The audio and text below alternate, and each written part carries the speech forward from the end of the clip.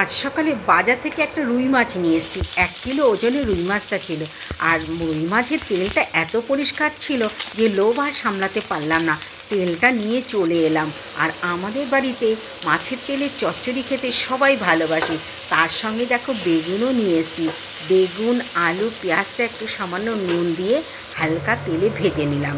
এবার মাছের তেলটাও বেশ কালো জিরে, কাঁচা লঙ্কা দিয়ে ভালো করে ভেজে, এবার দেখো রসুন কিছু থেতো করে দিয়ে দিলাম, কাঁচা লঙ্কাও দিলাম।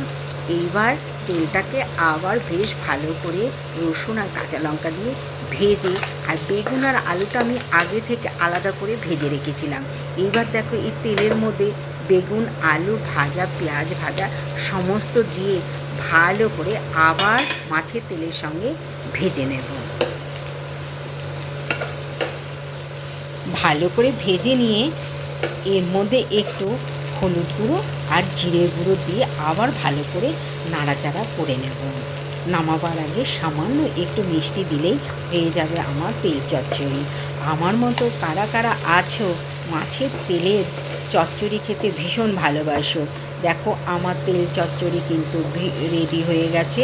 এবার কারা কারা তেল চচ্চড়ি খেতে ভালোবাসো, আমার বাড়িতে সবার নেমন্তন্ন রইল।